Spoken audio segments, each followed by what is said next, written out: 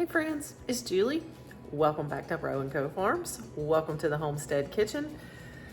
It is August the 11th, and I wanted to talk to you guys about a challenge that I've been working on for the last few days, for the last 11 days to be exact, and that is the Every Bit Counts Challenge. A lot of you have heard of this challenge, and it is put on by Jessica at Three Rivers Homestead.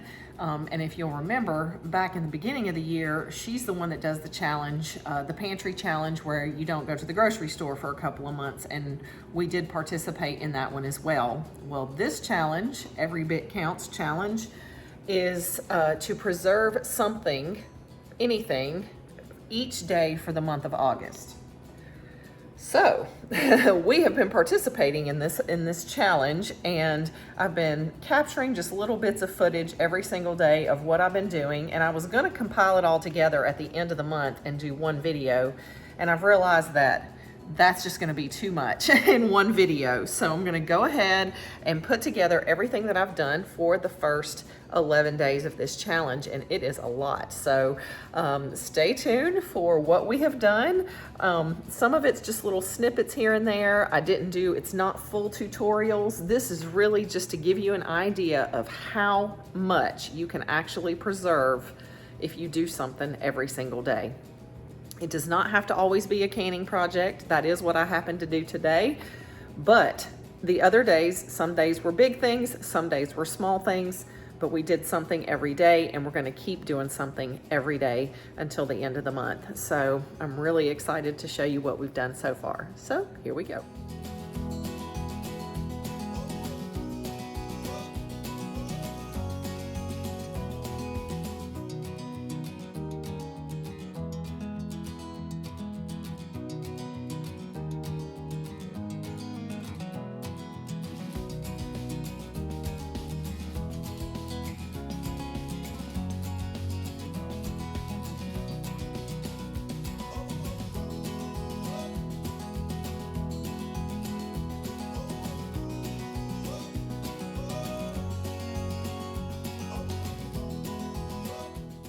On day one, we harvested hundreds of figs from our fig tree, and we made fig ice cream.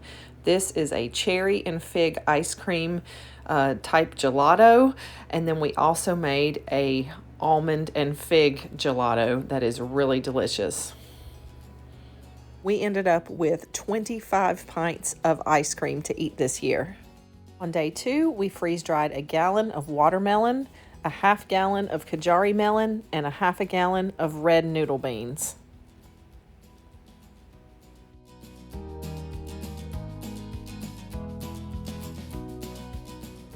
On day three, we whipped up a batch of roasted tomato salsa, and we ended up with 7 half pints.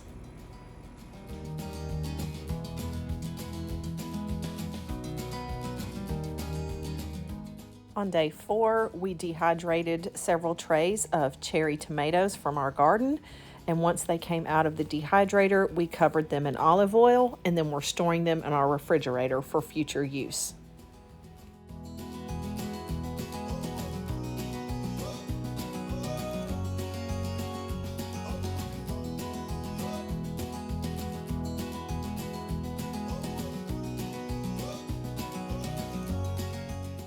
On day 5, we harvested our meat chickens for the year. We harvested 40 birds, and we parted out 20 of those chickens, and then we kept 20 of the chickens whole. So we had quite a bit of chicken harvested for the year.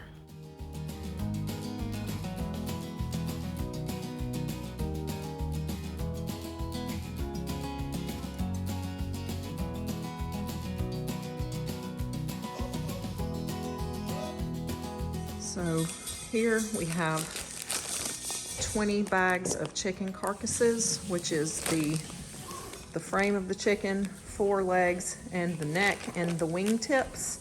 So we have 20 of those. So we'll be able to make 20 gallons of broth with that, or soup.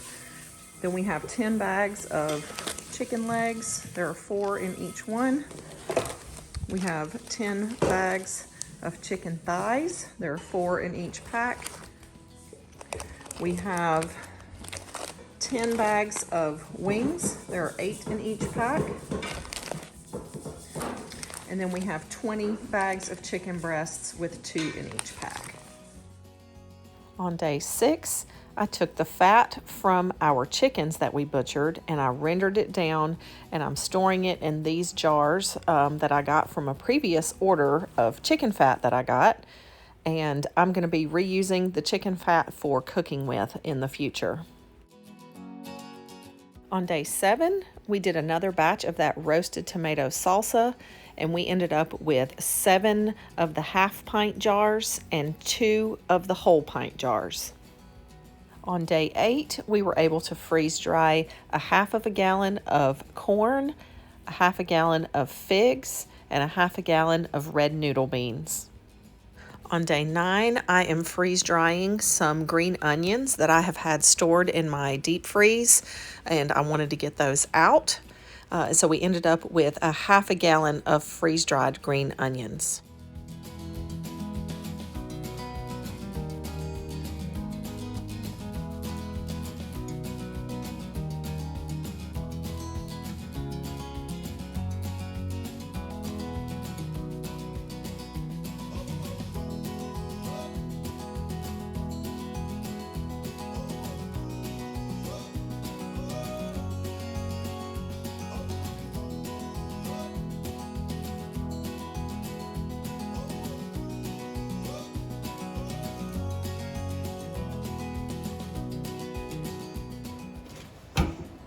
Hello.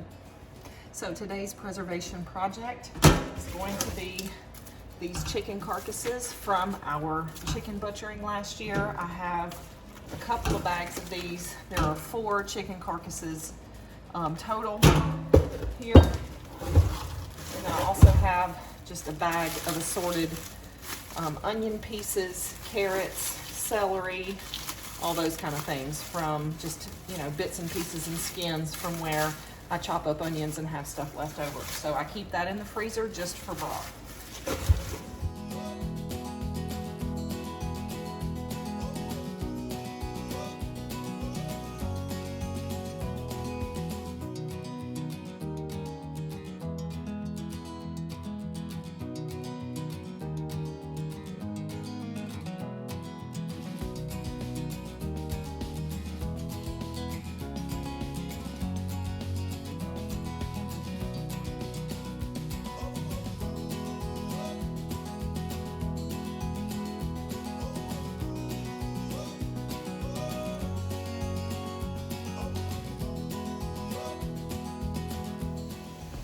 So I have this jar of dehydrated garlic, carrot, and celery. I'm going to toss that all in there since I don't have any carrots. That'll give us that nice carrot flavor and the garlic flavor that we need. Splash of apple cider vinegar, maybe a little more. This is actually pear cider vinegar, pear scrap vinegar that I made last year. But either way, it's just to help draw the, to break down the bones and draw out all of the nutrients from the bone.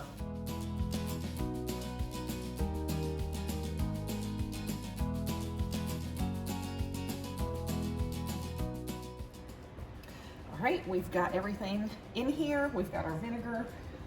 Now we're just going to put a lid on it and let it simmer for about 24 hours, and then we'll check on it and we'll get it either canned or we'll put it in the freeze dryer. So one of those two. Maybe we'll try freeze drying our broth. I'm really excited to try that because then we'll have it in a powder form instead of lots and lots of liquid that we have to store. So powder may be a great new trick. So we got 5 of these half-gallon jars, so 2.5 gallons. We're gonna put these in the refrigerator, and then you see there's a little bit of layer of fat on each one of these jars. After we put it in the refrigerator, that will be solid. We can scoop that off the top there, and then we will pour this liquid broth into the freeze dryer trays, which are currently in my sink. So I'm gonna clean those up, and then we will freeze dry this broth and see how that turns out. So when we did our bone broth, this is all of the stuff that we strained off. So in here is just a combination of meat and onions and carrots and bones. And so I'm going to go through this and get all the meat out so that we can save it and put it in the freezer, because there's probably several pounds of meat in here. So I'm just gonna kind of pick through that and see what we can get, because we don't want to waste it. There's several meals in here. We can use that for chicken salad, quesadillas, tacos, anything like that that you would need just a little extra chicken or shredded up chicken for. So there'll be little pieces, but there'll also be some nice big chunks like that. So I'm gonna pull as much as we can and get rid of the rest. These are some of the bones. The bones are super brittle. You can see, you can bend them after them. Not all the way, but most of them are pretty bendable after being in the pot for so long. So fast forward, guys.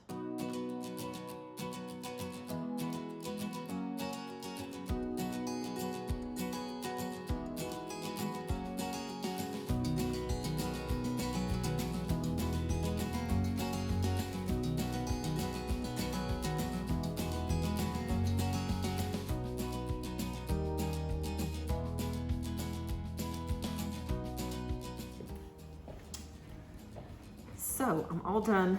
I ended up with all of this meat here that we can use for future meals. This pile here is gonna go to the dogs. There's meat, some carrots, oops, I see a bone there. A little bit of celery, maybe some skin, just some of the parts that I did not want for us, but basically all good for the dogs, and I will split that up amongst a few different meals for the dogs. And then this is everything that's left over, which can be composted, but I don't, because it brings too many animals and my dogs try to get into it. And these bones can cause problems for the dogs. So they do not get those. So that's going in the trash, but we were able to salvage all of this meat, all of this dog food here, those 5 containers of broth, and the majority of that would have just gone to waste because it was the carcass of a chicken. It was what most people just throw away. So now from that, I have 2.5 gallons of bone broth, at least 2 or 3 more meals worth of chicken here. And those gallons of bone broth can be used in soups and stews, for making rice and pastas, all kinds of different things. So I'm really looking forward to all of the uses that we're gonna get out of these, just these few chickens right here. So we ended up with 4 bags that were 1/2 pound each of the cooked chicken. So that's 4 more meals there. And then I have 5 small bags portioned out for dog food. Today's preservation project, I'm going to start thawing out my tomatoes that were in the freezer. These are actually all of my harvest from last year. You can see this is July of last year. Yeah, I have 12 gallons of tomatoes here. We're gonna thaw them out, and then we'll put them in the roaster and start breaking them down and turn them into sauce, or maybe whole tomatoes or crushed tomatoes.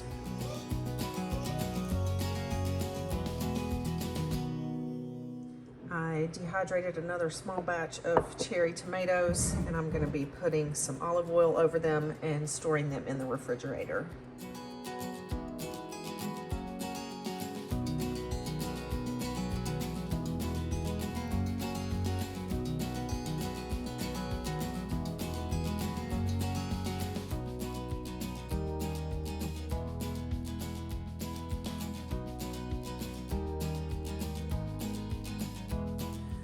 Our tomatoes have been cooking down all night long. They're looking fabulous. They're getting pretty thick, but there's still quite a bit of liquid in here. I'm gonna try to cook them down a little bit more, and then we'll can them up this afternoon.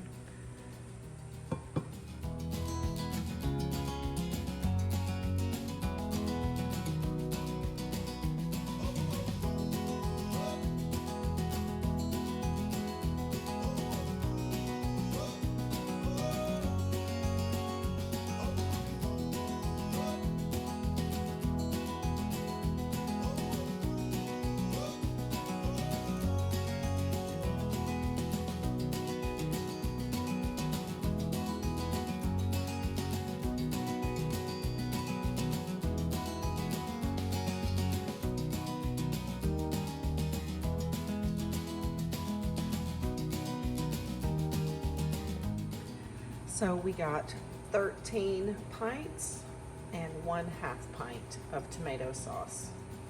In the dehydrator, we have the tomato skins from all of those tomatoes that are in the roaster. And we will grind these into a tomato powder. Every little bit counts. Over here in the freeze dryer, sorry it's loud, but we have 4 trays of bone broth and 1 tray of eggs. The tray of eggs is actually 4 dozen eggs, and then the 4 trays here are 1.5 gallons of bone broth. All right, guys, we have done a whole lot of preserving over the last 10 days, and as you can tell, every little bit really does count and it adds up. I'm really gonna be excited for next year's pantry challenge because we're gonna have so much food stocked up by then that it's gonna be an easy ride. So really looking forward to it. If this has been interesting to you guys, please hit that subscribe button so you can be notified for the future videos that come out. I will be doing a couple of more installments of what we are preserving over the next 20 days and in the days beyond that as well. So please stick around for more. I'm glad you were here with me today, and I cannot wait to see you next time here at Rowe & Co Farms.